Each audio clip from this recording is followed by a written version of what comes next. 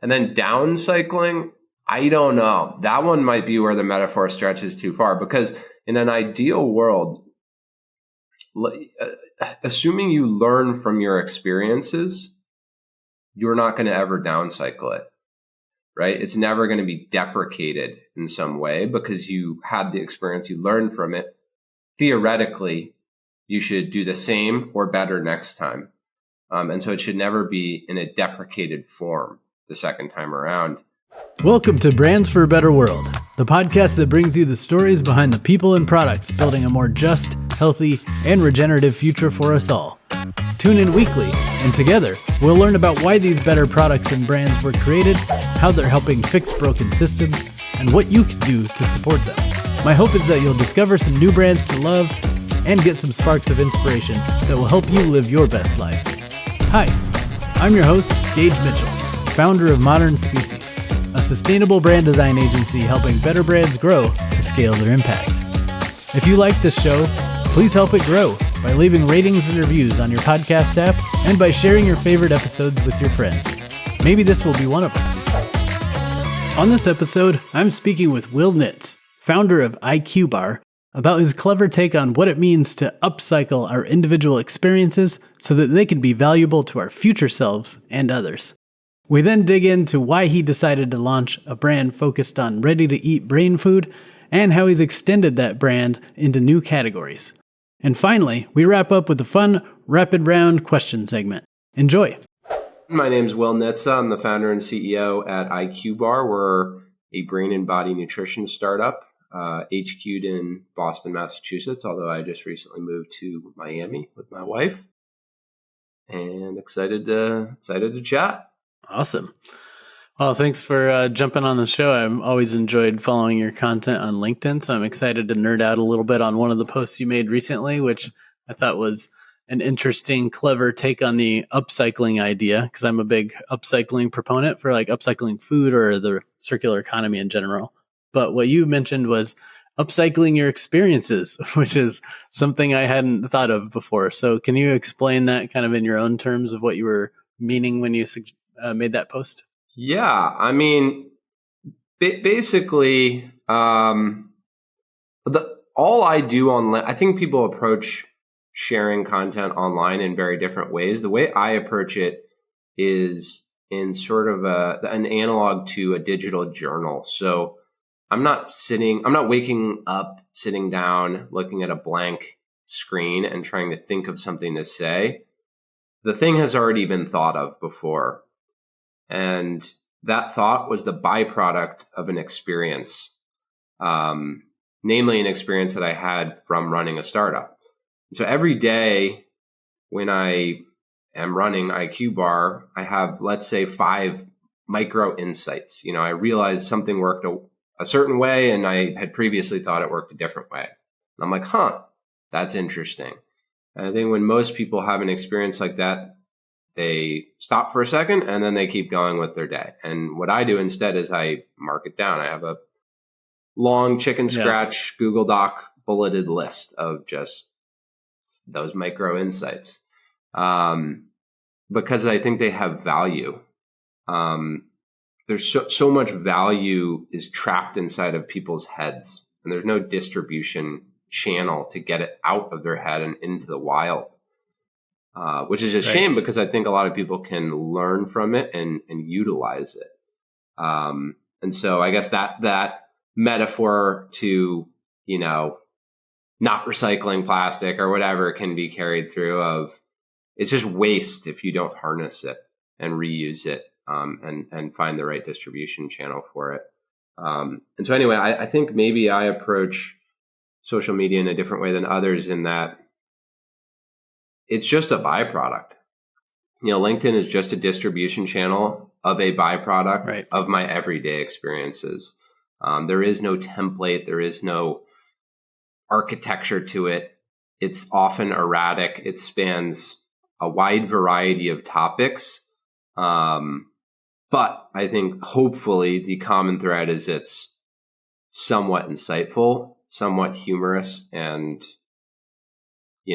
value add to the audience's day. Yeah, I love it. And that definitely comes through as the kind of insightful and humorous. Like you've always got some clever takes on things, whether it's your shower thoughts or even just this upcycling experiences. So I guess to your point, like the difference is a lot of people probably have random thoughts like this throughout the day. They're just not necessarily putting it on a piece of paper and then later sharing it out with the world. They're just letting that thought disappear over time and then they forget about it. So all those brilliant insights or clever ideas or whatever are just lost somewhere in your squishy brain matter. Just disappears. And by the way, like I'm mostly talking about a one-to-many way of distributing those thoughts. Sometimes you want to retain those for yourself, right? Yeah. You want to be able to look back on it on a one-to-one basis, you being the one and the one, which is why a lot of people journal. So that's why I say it's like journaling, but just in a one-to-many fashion. Yeah. Well, what I liked about it too is that, obviously upcycling is a newer concept for a lot of people where people are familiar with recycling for the most part. They at least get the idea that it means that you're taking something that you've used and turning it back into something useful again. But the idea of upcycling, the idea is like upcycling typically means you're taking something that would have gone to waste and you're turning it into something more valuable than it would have been had you not processed it in some unique way. So like with food waste, often it's like this, like as you explained it, like a byproduct of the process that in its current form would go to waste. Like if it's soggy brewer's grain, you can't really do much with that other than like feed it to some pigs or something like that. But if you dry it and process it in certain ways, now it becomes this healthy grain that can be extended shelf life and be used to make breads or pasta or a bunch of other kind of things like that, where it's got all this protein and fiber, et cetera. So with this kind of upcycling your experience, like everyone's having experiences. Like you have experiences, I have experiences, everyone on LinkedIn, everyone in the world has experiences. But most of the time, those experiences are possibly just being used for their own life, but many times is going to waste because maybe they don't even have their own internal journaling practice, right? So journaling in itself is part of the process of like capturing that byproduct. But then that is just this byproduct that might kind of be, compost. It might just be in your journal and you never look at it again. But your concept of upcycling that means you don't just let it sit there in a notebook or lose it entirely. You take that idea and you kind of like put a little processing on it to make it relevant or interesting to read or some entertaining or something like that for other people. And you put it out there. You give it to the world as this new value add product. So I think that was what was really struck me, is it was just a clever take on this idea of like sharing our experiences, sharing our wisdom. But it's not even just sharing, because you could just mind dump 20 paragraphs on somebody about like this lesson learned in a very boring way and nobody would pay attention to it, right? You process it in a way that makes it accessible and fun. So that's, I think, part of the upcycling concept there is you don't let it go to waste and you process it. Yeah, I guess that's a nice kind of carrying through the metaphor of the processing piece of it would be like refining the idea into syntax that's fun to read and resonates and is relatable and is succinct and all those other things. That would be like that extra processing of, spent beer grains such that it can be utilized to make pasta or whatever. Right. Yeah, like one contrary example to that would be the academia world, where by default, academics are just going to talk in this really convoluted language of complex words like convoluted and like their own specific language, where they publish these reports and they're like written in the, the way that other scientists are going to read it to see if it was peer reviewed or if their method was right or whatever, right? But then a lot of that knowledge, a lot of those ideas get completely lost from there, because you send one of those reports as is to the general public and they have no idea what any of that stuff means, because you're using these weird terms, or you have to write it in such a way where the insights are buried 15 paragraphs deep or something like that, or you have to know what the analytics, or you have to know like data mining or something, the power of n plus kind of stuff in order to interpret it. But a really good writer who understands how to read those types of reports and then translate it into common language that we can all understand and read, digest, and put into practice. That's upcycling too, right? Because you're taking something that otherwise might have just been a paper buried in some scientific magazine that never goes anywhere and turning it into like maybe a best-selling book or a TED Talk or something like that because you translated it, you processed it into a meaningful format. And the cool thing about information versus, let's say, spent grain is it has a much, much, much bigger multiplier effect. You can reach and benefit many, many more people per unit of thing, right? Entity. In one case, information. In the other case, a tangible grain. And that's what's just so beautiful about it. Again, though, it's not possible without those two things: correct processing and really the big one often that's overlooked is the distribution channel. Yeah. Like there's that classic thing of, an average product with great distribution will always beat a really great product with terrible distribution, which is true. The same thing is true for information, right? A pretty good idea with excellent distribution will beat a great idea with bad distribution. I mean, take a PhD dissertation, right? Right. How many people, what do you think the average number of times any given dissertation is read is? Like 5, 100? Someone spent 7 years becoming an expert and wrote this epic dissertation and, had to defend it in front of a council and yada, yada, yada. And then 100 people read it. Terrible distribution channel. Right. Or just not maybe that's just a total absence of a distribution channel versus, let's just say, an objectively less well thought out thought that someone posts on Twitter and now 5 million people viewed it, right? So distribution is so critical. Yeah, that's a really good point. I hadn't thought about that, but it's so true because even if academics did write a really compelling report, but it's only published in some scientific journal that 10 people read, then nobody's ever going to see it unless somebody else decides to take that and put it in a channel like Twitter or LinkedIn or Medium or something like that. So first processing it to be digestible and entertaining and something that has value and translatable value to other people, but then also finding the right distribution channel. That's definitely seems critical. So one of the things that your concept, your analogy or whatever to this idea of relating it to upcycling made me think of is, well, if this is upcycling experience, what would it look like to downcycle an experience or just straight up recycle or even compost or reuse an experience? So I don't actually have answers to this yet. I just thought it could be a fun thought experiment for us to chat on. So for those new to like anything other than recycling, so upcycling, we already kind of talked about that. You're finding ways to use what would have gone to waste at its best and highest use.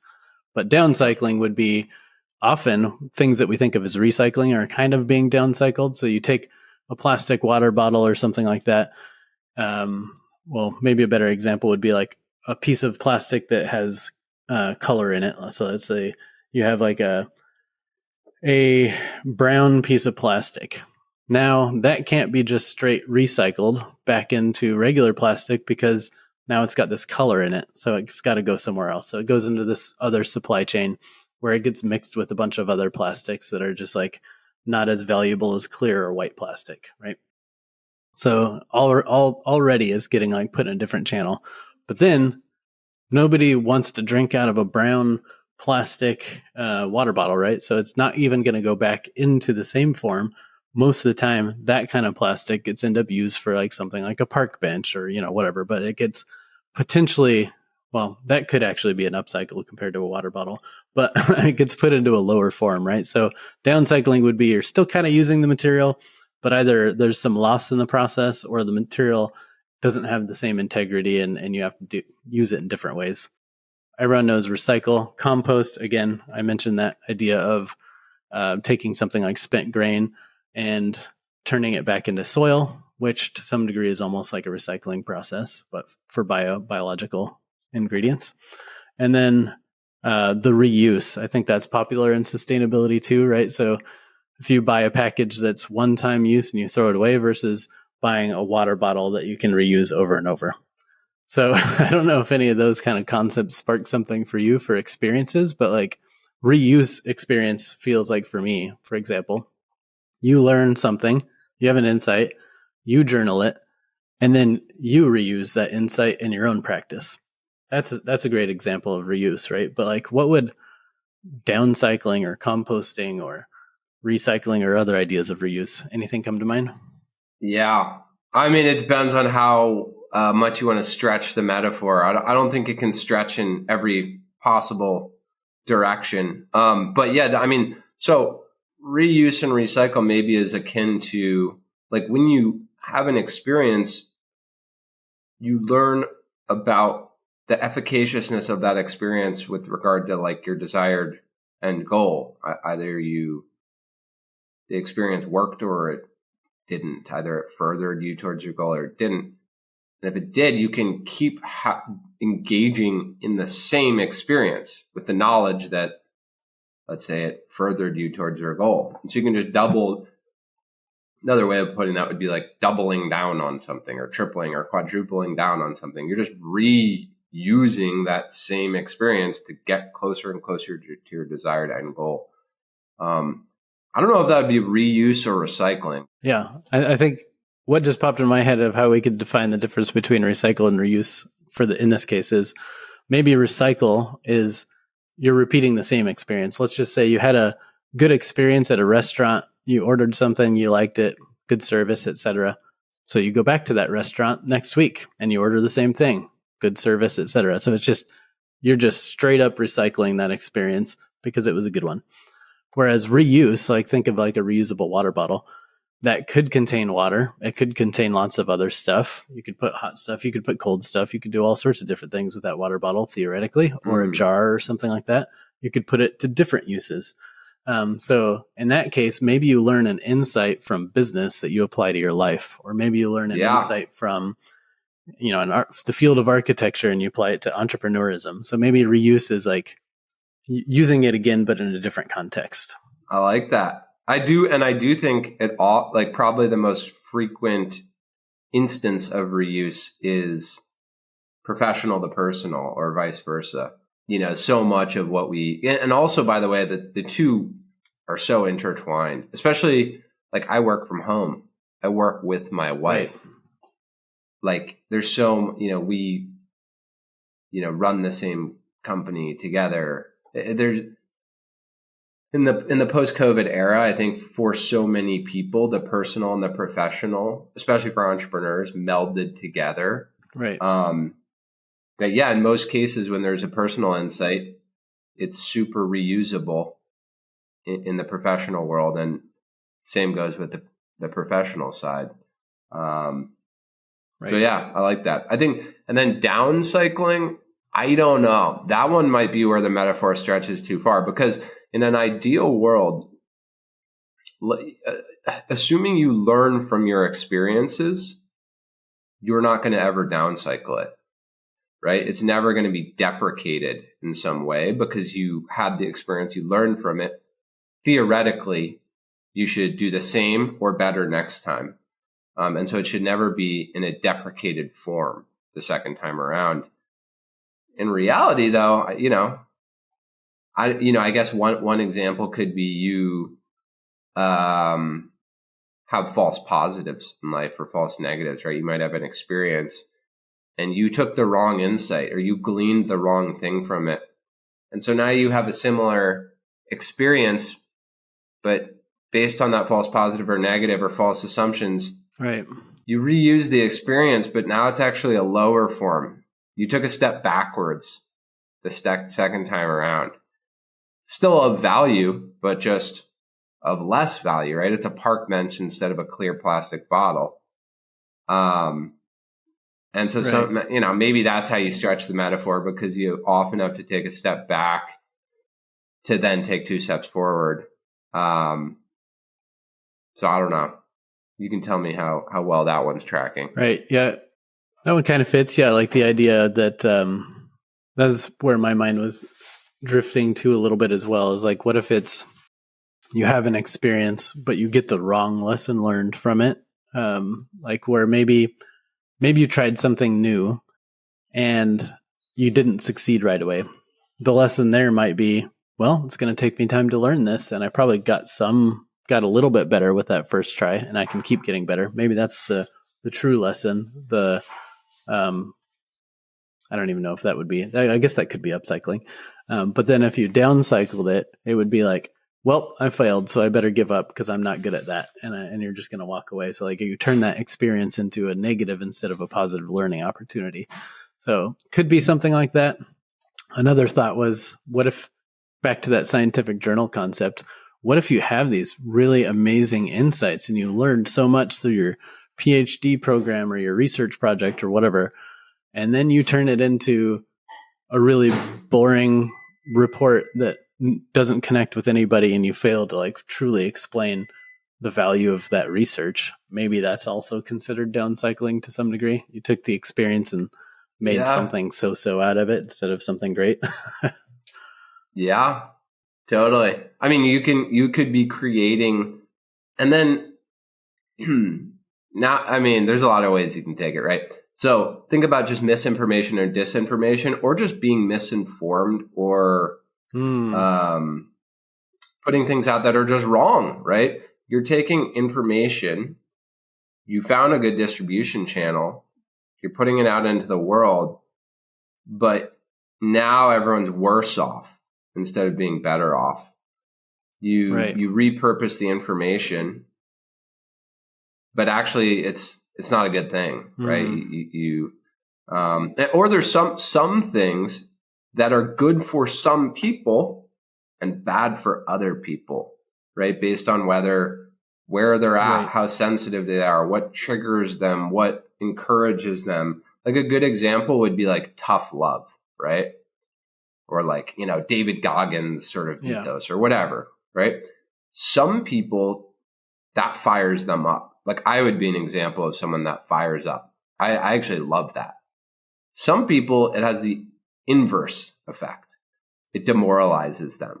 Right. And that just comes down to who you are as a person and what you respond to and how you're wired, right? And so some information is totally, the net impact of it is totally dependent on the audience.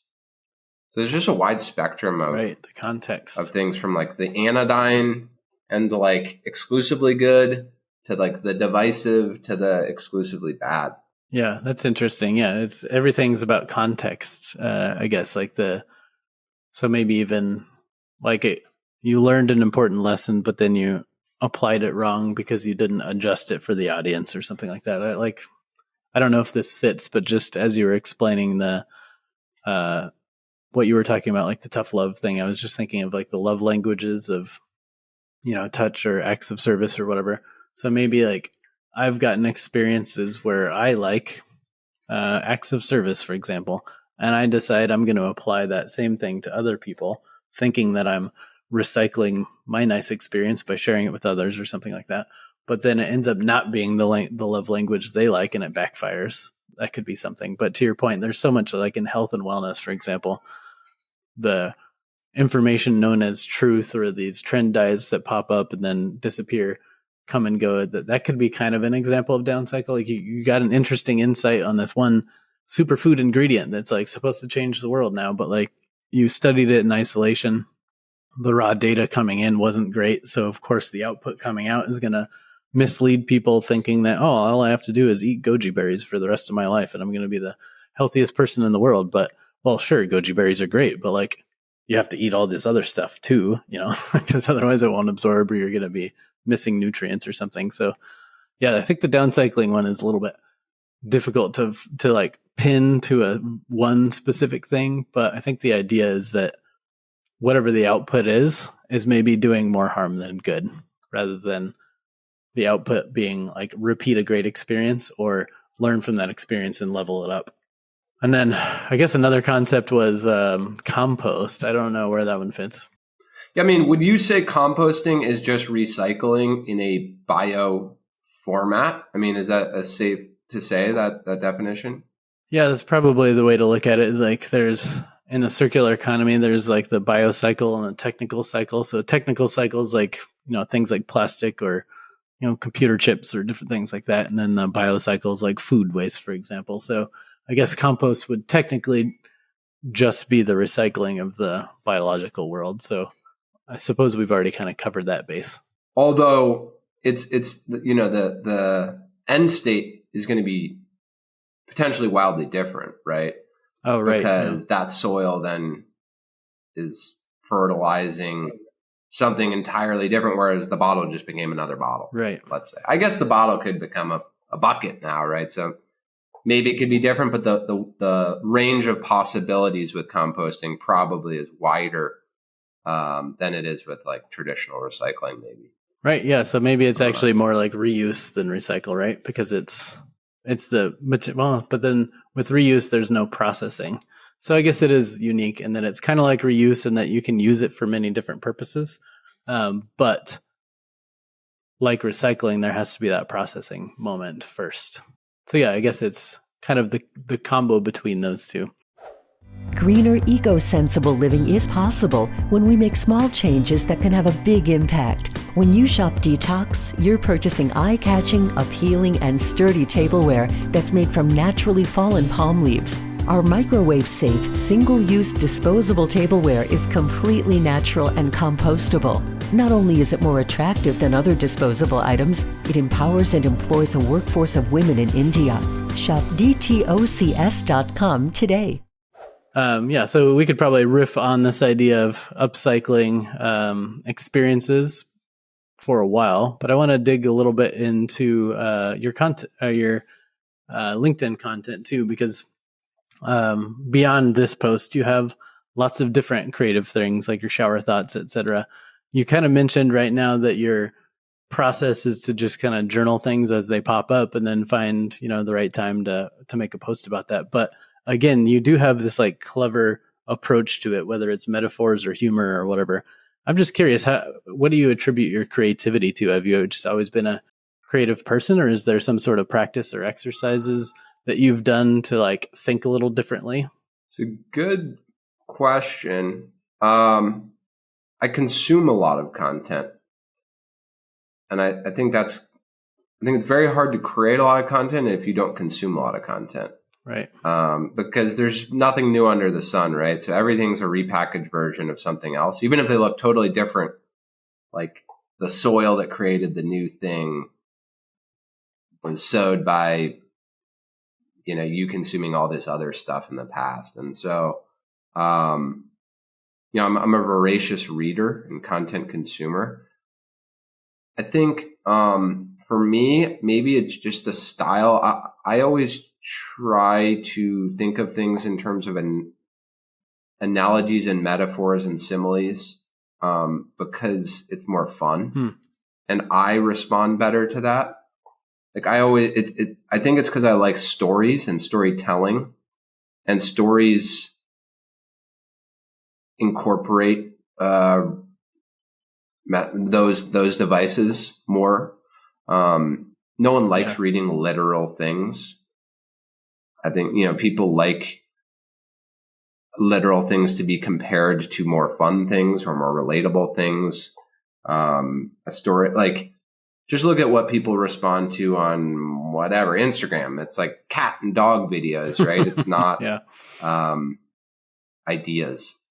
So if you can relate your idea to a dog, well, isn't that the best of both worlds, right? So, I don't know. I don't really know what's at the core of why I like that. I think maybe it is just a love of stories and storytelling. And then again, like the creativity, I think that's not even it. I think it's mostly a diligence of capturing ideas as they happen. I'm not doing something to bring it about. It happens, and then I'm doing something to capture it. It's like demand capture instead of demand generation. Because I actually think most people have creative ideas. They just don't capture them. Right. You know what I'm saying? So, Potentially. like I said, I don't sit down and think. I live my life. I think a lot of it has to do with the life you choose to lead, right? There are just more fast-paced lives. There are more creative career choices. You know, there are more chaotic career choices. Running a startup is a wild experience because so much stuff is thrown at you at once. So many things go wrong. There's so many pitfalls. The psychology is a crazy roller coaster. That's going to generate what you're calling creativity, but it's really just the environment. You're living through it and you're capturing the output of it. So I think anyone can do it, right? I think it's mostly a function of your environment and ability to capture things. Right. Yeah, I really like the note about capturing, because like you said, if somebody sits you down and says, come up with 100 wacky ideas right now, you might feel some pressure and like, okay, well, I got to turn my brain on. I got to think about this. I got to shut out all the other things I was just thinking about and then process this idea. Whereas if somebody comes to someone who's good at writing things down and they say, give us 100 ideas, you might just flip open your journal and have 50 of them ready to go and then riff on those other 50 to quickly come up with the rest of them, right? So like if our brains are always connecting dots, you can either get really so good at that, like by doing it all the time that you can do it on demand, like a lot of creative professionals, or you just get good at journaling or capturing those things so that you have them whenever you need them. So I think that's an interesting note. There's one other thing I would add, which is I think every person is like 80 to 90% the way towards an insight, and they don't know it, towards many insights. And so the question is, can you employ some sort of exogenous stimulus to get you to the 100% and be like, huh. And for me, that's the right people. Like I have phone calls with certain people. I just know that phone call with that specific person talking about that topic will take me from like 70% to 100% across, let's say, 5 things on any given call. I don't know what those things are until I start talking and until we sort of meander. Right. But that's another way of doing it, right? So that would be, I guess, more of a proactive way of generating insights than just live your life and capture things. Mm-hmm. So I guess it is a combination. If you want to actively generate them, then I would say probably a good way to do that is develop a group of like thought partners, and just have regular check-ins with them. Right. Yeah, I guess like to some degree, a piece of that is curiosity. Like if you're curious, you'll maybe see things and make note of them a little bit more, of things that you thought was like, oh, that's interesting. I hadn't thought about that this concept that way, or that was a cool idea and I'm going to make note of it. But that curiosity also drives you to ask questions, right? So just having conversations, somebody might say something that could lead to an insight. And if you're not curious, you won't ask another follow-up question. But like you hear them say something, if you are curious, you might say, wait, explain that to me in a different way, or like, tell me what you mean by that. Or are you saying this? That kind of leads maybe to a deeper part of what they were saying and brings that insight to life. It's almost like finding ways to take the bottom part of the iceberg and reveal it, right? Because there's so much always going on under the surface, or so much content out there. And a lot of people it's not visible to them because they're not looking for it. They're not curious. They're not asking the right questions. They're not keeping their mind open to seeing that little spark of a new idea. Curiosity. I've had this thought many times. I think I did a post on it maybe like 9 months ago or something like that. If you're not curious, like you're screwed in life. Right. I think it's like maybe the most important aspect of life beyond like love, or, like it's pretty high up there. Your life Because if you're not curious, you're condemned to boredom, and boredom is like one of the worst things that could ever happen. Right. Because, it's adjacent to depression and a variety of other things. So I think then the question is, how do you, where does curiosity come from? Is that innate? I don't really know. I think to some degree it is. There's so many inputs to it, right? Did you grow up in a family where questions were always being asked and you were curiosity was engendered into you as a young kid? There's also just how much energy do you have, right? It takes energy to be curious, to ask the second, third, fourth question. You might be burnt out, right? So energy plays a role. Right. Competence, I think, plays a role. It's more fun to ask questions about something you're already pretty good at. Because then you're like, oh, I want to get even better. And then I want to get even better. And it's sort of a flywheel effect. So competence plays a role. So there's just so many things that are inputs into how curious you are. And also just, do you like the thing you're doing, right? I'm just never going to be all that curious about accounting. I'm just not that interested in it. I'll do it, and I'll ask questions around it because it's important, but I'll never do it for fun. And so if that fun is lacking, that's a problem. So I think everyone can be curious. It's just how do you create all the right inputs and circumstances and environmental factors such that you max out your curiosity? I don't think enough people view maximum curiosity as a desired end state. And they really should. Yeah. That feels like it could be a whole other podcast episode or at least a book I would like to read on just the nature of curiosity, where it comes from, how you develop it, how important it is, all the outcomes that come from being more curious. There's so much you can dig in there, and just in general, I agree. What's interesting about it is not many people talk about it. Right. Yeah. And in general, I agree too. From a sustainability standpoint, for a long time, I've been in this field. And so I get people asking me, where do I get started with sustainability? And my answer is always just curiosity. Just start asking questions what happens to this package after the consumer's done with it? What happens? How does it get recycled? Or what does the recycling plan even look like? Or what are these materials made of? Or does it have to be this size? Or how do these inks or finishes affect the recyclability? Or there's just so many things that if you just start asking yourself questions and then asking other people questions and then getting answers that maybe aren't satisfying enough and going deeper and deeper and deeper, you'll figure it out. It all just starts with that initial curiosity.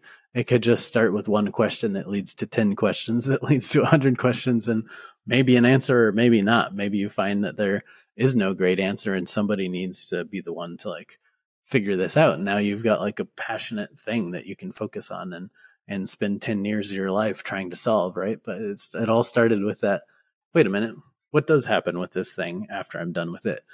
Just simple questions can lead you down complex paths. And I totally agree with all the things you were saying about where it might come from, and competence and interest level and energy, all that kind of stuff makes total sense, because it does take work. It's hard to do something you don't have any passion, motivation to do, right? Just kind of from a behavior design standpoint. If somebody put me in a conference room full of I don't know, I'll just use your example of accountants. How many questions am I really going to want to ask? Because I'm not going to understand the answers that they're going to say anyway, for the most part, right? They can wax and wane about all the little ways that you can log an expense or something like that. And unless it's something that has to do with my day-to-day life, a lot of it's just going to go over my head. So I probably won't ask follow-up questions. So interest level is obviously a big part of it too. I love all that. One quick clarifying question to something you said earlier, though. You were talking about you consume a lot of content and that you like stories. So one thing that popped into my mind is Warren Buffett consumes lots of content, but I don't think he's posting clever, interesting things necessarily. He'll profound insights maybe of like the best investments or what to do with your money. But I don't know if I've read anything of his where I like chuckled to myself or thought it was kind of a clever metaphor or something. So I think the type of content you consume also matters. So since you say you like stories, is that part of what you consume? Do you like reading novels? Do you like watching movies, other things like that? Or are you somehow taking just pure, business content and turning it into creative stuff? I used to like fiction. I really don't consume much fiction now. I consume a lot of shows and movies, so I do consume visual fiction. I don't read a lot of novels, mostly because I just don't have time. Yeah. I don't have that much free time, period. And with the free time, I prefer to read nonfiction. But nonfiction can also involve storytelling. Yeah. At least if it's done well. The way that it's structured. Heck, even just a biography is nonfiction and it's a story, right? So I think good writing, no matter whether it's a novel or it's nonfiction, like a good piece of content will involve storytelling and will include all of the things that are pleasing about storytelling, metaphors, analogies, just beautiful writing, right? Just a pleasing way that words are strung together. That's so much of it, right? Like just even proper line breaks and like little quick ahas, quick takeaways. Yeah. It's wild to me how differently certain content can hit just based on a few small tweaks and reordering. You could simply reorder, take the last sentence and move it to the first sentence, and it will have a profoundly different impact on an audience. It fundamentally changes the story. It's the same words, just a different ordering. Yeah, I don't know. I like a well-written novel and a well-written nonfiction actually are more similar than different to me in many ways. Like good writing is good writing. Right. And I think there's nonfiction in like textbook format, which maybe more often than not might just be kind of like boring, just pure factual stuff. But to your point, I think there's a lot of really good storytelling done within the general nonfiction book market, where like sometimes you might even get a business fable where it's like telling you a lesson, but in the context of, an example story of somebody who had to learn some lessons and then had to correct their path and then they found a mentor or whatever, and then learned some things, put things into practice, and then came out the other end with the shiny business that you want. That book could have just been, here's how to build your business, but instead they wanted to put some context in there that might seem familiar, help you kind of like go along the journey with that person, so that you can kind of understand why they had to make those decisions and the consequences of not doing business the right way, for example. So yeah, I do think there is a lot of creativity can be a lot of creativity in nonfiction for sure. There's also this like quality of sharing stuff about yourself to where the story is being written in real time. There's no bookends like there would be in a different type of content. So like that's one of the cool things about social media or building in public or whatever you want to call it. It's actually a story that's being written now. Right. And people love that because they're like, oh, I'm in the story. I'm watching the story unfold. And I actually don't know how it's going to end. Yeah. The protagonist doesn't even know how it's going to end. And that's exciting. Like that's a cliffhanger that people love versus just me providing a clean start, middle, finish story to someone. That's cool, but that's less cool than me literally immersing myself in a real-time story through which I know the protagonist and I like connect with the protagonist. Yeah. It's similar to really popular TV shows that are being developed as they're written, right? You're in season 1 and they're working on season 2 right now, and you don't know how it's going to end, and you get hooked on some of the characters and you follow along in that story, and it unfolds over time. So I love that. And speaking of which, speaking of building in public and sharing stories live, let's shift over to talk about IQBAR. So you mentioned in the intro that you're the founder of IQBAR. For those who don't know what IQBAR is, can you tell us a little bit about what IQBAR and your other products are, why they're better, and where the idea originally came from? Sure. Yeah. So the original idea was I had a terrible diet. I had a super high carb diet, and I felt terrible when I was 20. It really came to a head when I was like 25, 26. And I was working really long hours. I had just graduated from college, and I was having headaches on a daily basis, brain fog, mental fatigue. I wasn't sleeping well.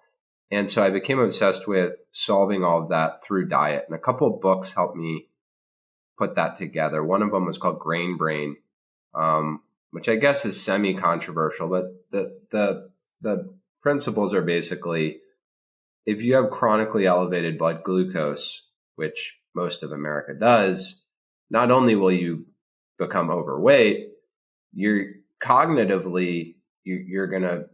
going to be a disaster, right? You're going to be mentally crashing on a daily basis. You're going to be yo-yoing your mental energy throughout every day. And then, even worse than that, 30, 40 years down the line, your brain will degenerate. Oh, wow. And it can happen in a variety of different ways, right? You can get Parkinson's, you can get Alzheimer's, you can just get garden variety cognitive decline. Processing speed goes down, your memory deprecates, et cetera, et cetera. And a lot of people historically have thought, well, I was just genetically predisposed to that. Right. My grandmother had Alzheimer's. And that very well may be true, but it's also true that epigenetics exist, and our ability to turn on and off genes via diet, lifestyle, exercise, et cetera, is a thing. And so you can massively sway the odds of certain outcomes happening or not happening based on things like diet. And so his whole thesis was basically, if you're just eating carbs all day and your blood sugar is constantly chronically elevated, all of the wrong switches will get flipped. And so your odds of bad things happening cognitively down the line are just much, much higher. So that was like wild to me. I was like, damn, how are more people not thinking about this, talking about this, yada, yada. But in the meantime, I was like, first of all, I'm going to switch my diet up. And so I stopped eating things like bread, pasta, rice, et cetera, and just started eating a lot more fats and protein, and felt way better, like immediately felt better, more energy. I didn't have a weight issue, but definitely lost some weight. Just cognitively, everything improved too. And so I was like, wow, that's wild, but why is there no like ready to eat solution that's kind of centering on this? Why is there no high healthy fat, high protein, plant-based? I was really interested in creating something plant-based at the time because plant protein was really taking off at the time. Why does no ready to eat solution exist? Why does brain food not exist? Yeah. And I couldn't really find an answer to that question. So I was like, okay, I'm going to make brain food. And so at nights and on weekends for a full year, I spent every waking hour creating iteration after iteration, prototypes in my kitchen until I got to an MVP and quit my job, did a Kickstarter, sold $90,000 of product, and that was the start of the company. Nice. That's awesome. Since then, we have layered on a couple other categories too. So we took that exact same thought process and applied it to hydration and coffee. Right. So why are most hydration products packed with sugar? Why are most hydration products centering exclusively on sodium, say, or sodium and potassium, and not brain functional forms of magnesium? Why is no one enhancing coffee such that the effects of caffeine are smoothed out via things like magnesium? So anyway, we found that concept was fungible across, a variety of categories. Great. Yeah, that's awesome. I think starting a business where you're using your own experiences, this kind of ties back to the upcycling concept, right? Because you took your experiences of feeling like crap, solving some diet related problems, and then upcycled it into new product ideas and a business that can help other people. So it all kind of relates back to that, which is great. And I think that's the power of a true founder driven brand is you're doing it because you have a clear understanding of why you're doing it, as opposed to just saying, I want to make some money. What's a sector that's growing and what are the opportunities in that sector? And I'm just going to create some product to fill in that sector. Like, of course you have to have those business fundamentals, but like having a founder who had real experience and they made this product to change their life and now they're going to change other people's lives with it. I feel like there's just a great story behind that. Plus a clearer sense of purpose that guides you towards other product ideas that could also solve that problem. So it like helps you focus more on the problem than just a solution that you came up with because you had the technical know-how, right? Or the supply or something like that. So I think that's a powerful piece of the story.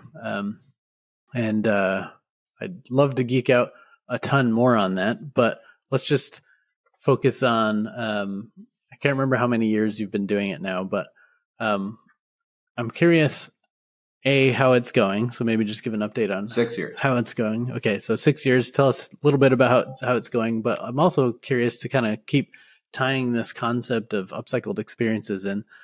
What experiences have you leveraged from like maybe past experience or experience in the first years of building the company? What experiences have you upcycled as you started growing your brand? Well, it's going well. We've grown a lot. We're in about 10,000 locations now. Have a large e-commerce presence and have grown a lot. So everything on a macro level is going well. What have I been able to upcycle? I mean, I would say one really good example is approaching different categories, right? So we learned a lot in the bar category, and then we sat down and were like, I mean, that is one use case throughout any given person's day, namely satiety. How do I consume food that delivers the right nutrients that gets me to the end state that I want physically and mentally? But there's also hydration. There's also sleep. There's also, if you consume coffee, right, like caffeination, et cetera, et cetera. There's so many other occasions and use cases throughout the day that we could apply everything we learned over here to here, and here. Great. So I'd say that's the biggest one. And then there are just so many like micro upcycling things too, of just ways of like things we learned from how to produce products. How do we iterate quicker to get to a prototype quicker and then get feedback quicker? I mean, the more I think about it, upcycling is really just learning. It's just a form of learning. Well, learning, but then like everything doing you do something will with create byproducts. Yeah. Being good at learning, maybe it's a better way of putting it. Incrementally improving based on learning. Because there's just gonna be so many byproducts of every single thing you do. And so the question is just, do you pay attention to them, evaluate them in that moment, and alter your trajectory based on them or not?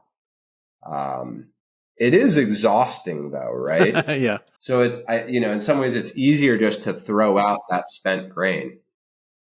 That's the easier thing to do, but the worst thing to do. Yeah. So it's the same way with experiences. You can either sort of put in the extra effort to learn from all those byproducts and then net benefit on the back end or not. Yeah, that's a great way of putting it. So where can people go to find more about IQBAR and your products? Yeah, IQBAR.com is the first place. If you want to follow my crazy musings, you can find me on LinkedIn. And our social media handles are at IQBAR. Great. And yeah, we're probably in a store near you. So we have a store locator on our site. And then we're on Amazon and other channels as well. Great. That's awesome. Well, I know we're running a little bit late, but if you've got a couple minutes, we can bust through some rapid round questions to end with a little fun. But if you got to go, I can understand. Yeah. That. All right. So we'll just be quick about these. We'll dive in some rapid round. And I themed these all around kind of the upcycling, or a lot of them around the upcycling idea. So first off, who's your favorite experienced upcycler on LinkedIn? Besides yourself, of course. That's a good question. I would say Adam Brown is, we work with Adam and Circle Media, but he is really good at doing an engagement with a client, creating content for that client. And then he could have just used that content and posted that content for the client on Instagram or whatever. But he actually just takes that same thing, reframes it, and puts it on LinkedIn and said, here's why we created this content, and here's what we learned from it, and here's why it had the impact it had. Very cool. And so he just takes that same thing and repurposes it in a really smart way, I think. And it doesn't involve that much extra effort because all the hard work was already done. So I think he's good at that. Nailed it. Yeah, that's awesome. That's a good example. Cool. If you had to pick one food to eat every day for a year, what would it be? I like tuna fish. All right.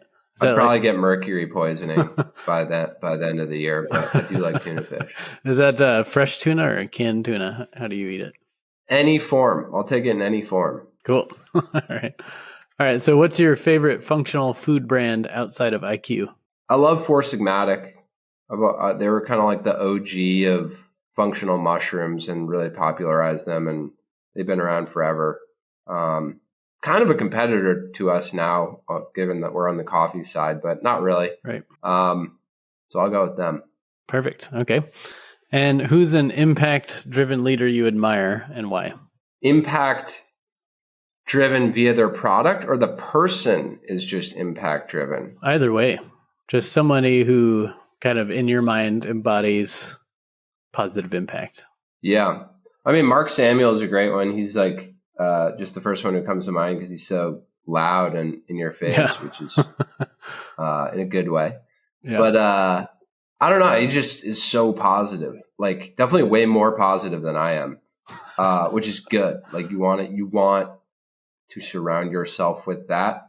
And you want to have a common refrain around elevating and putting on a pedestal all the inputs to a healthy life. Yeah.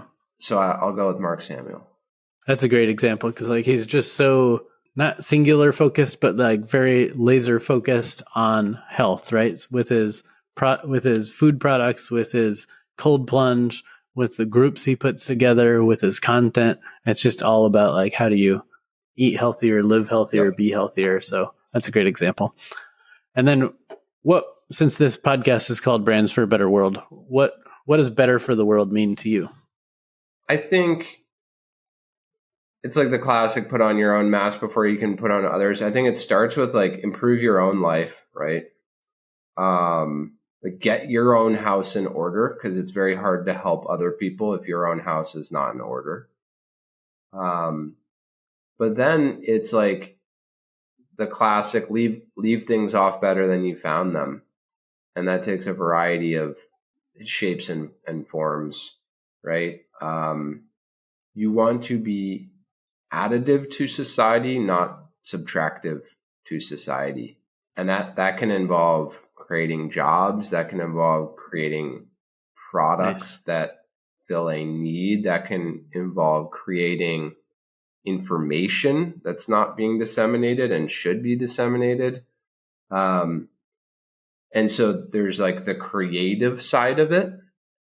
And then there's the detractive side of it, right? Because you might be creating jobs and products and this and that, but it has these terrible, let's say, environmental impacts or societal impacts. And so I think it's being really cognizant of the balance of those two things. Don't get too excited about the creative such that you totally lose sight of the destructive. But just make sure that balance is always positive. It's impossible to do something that involves no destruction. It's just not possible. But make sure the net balance is positive. So I think that's how I think about that one.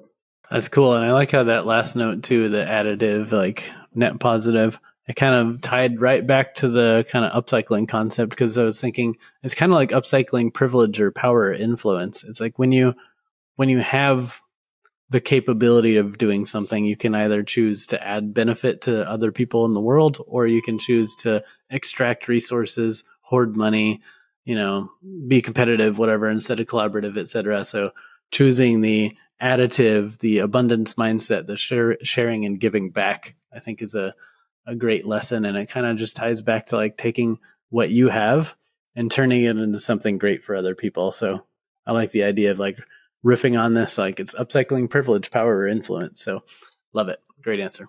Sweet. So thanks for taking a little time out of your busy entrepreneur schedule to share a little bit more of this concept and help me kind of break it down a little bit more. I think it was a really fun thought exercise to try to figure out how to extend this metaphor or analogy into other areas. And then, thanks for doing what you're doing to like use your business to try to make other people's lives better. I really appreciate that. And cheers. Yeah, that was a pleasure. Thanks for having me on. Thanks for listening. To learn more about IQBAR, go to eatiqbar.com. And to follow Will for more unique perspectives, search for Will Nitze on LinkedIn. That's WILL space NITZE. If you like this show, remember to help us grow by liking, reviewing, and sharing. If you're new here, don't forget we have over 100 episodes in the archive. Some might be called Evolve CPG, but it's the same show, so dig in for more goodness. If you consider yourself an impact-driven professional, join me over at impactdriven.community, where we're supporting each other's growth as impact leaders.